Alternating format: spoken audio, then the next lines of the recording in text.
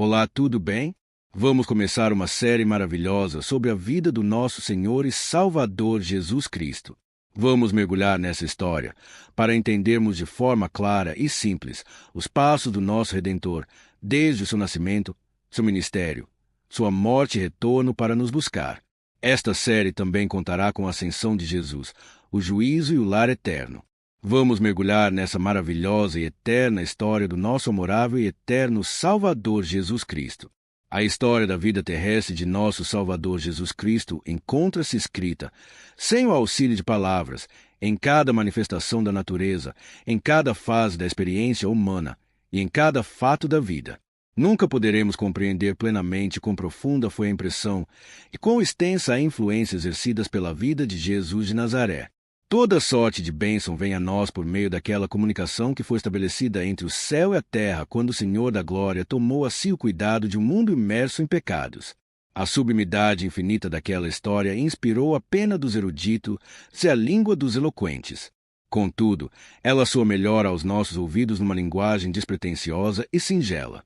Aquele maravilhoso espetáculo não necessita de ornamentação humana. Sua glória excede toda a arte humana e parece mais radiante no seu próprio brilho. O nascimento de Jesus Cristo.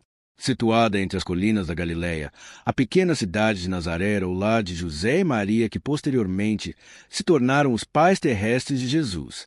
José pertencia à linhagem ou família de Davi, e quando saiu um decreto para o levantamento do censo da população, ele teve que ir a Belém, cidade de Davi, para ali registrar seu nome.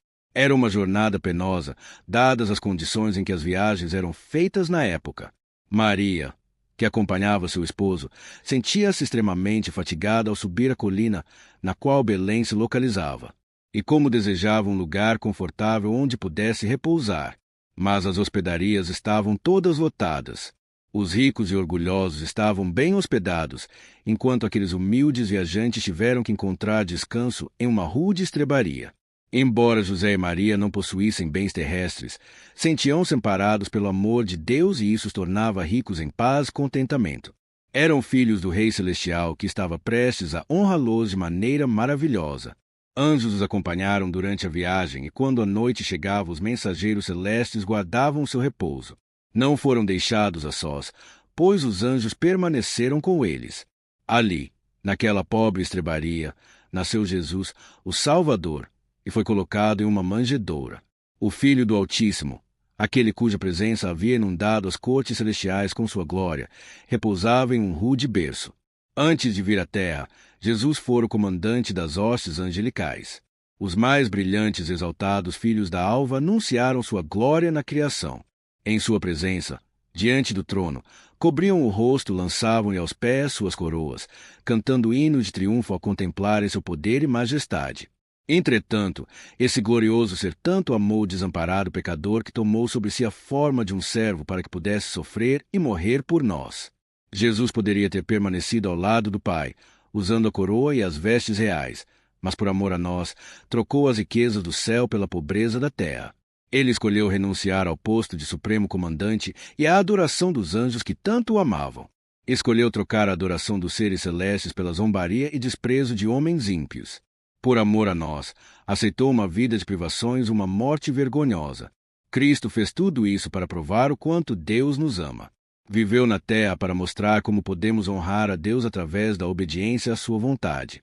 Assim agiu para que, seguindo seu exemplo, possamos finalmente viver com ele no lar celestial. Os sacerdotes e príncipes judeus não estavam preparados para receber Jesus. Sabiam que o Salvador viria em breve, mas esperavam que viesse como um rei poderoso que traria poder e riqueza para a nação. Eram por demais orgulhosos para aceitar o Messias como um bebê indefeso. Por isso, quando Jesus nasceu, Deus não lhes revelou o grande acontecimento, mas enviou as novas de grande alegria a alguns pastores que guardavam seus rebanhos nas colinas de Belém. Eram homens piedosos enquanto cuidavam das ovelhas, conversavam a respeito do Salvador prometido e oravam tão sinceramente por sua vinda, que Deus enviou-lhes brilhantes mensageiros desde o seu trono de luz, para lhes contar a respeito das boas novas. E um anjo do Senhor desceu aonde eles estavam, e a glória do Senhor brilhou ao redor deles, e ficaram tomados de grande temor. O anjo, porém, lhes disse: Não temais, eis que vos trago boa nova de grande alegria, que será para todo o povo. É que hoje vos nasceu, na cidade de Davi, o Salvador, que é Cristo, o Senhor.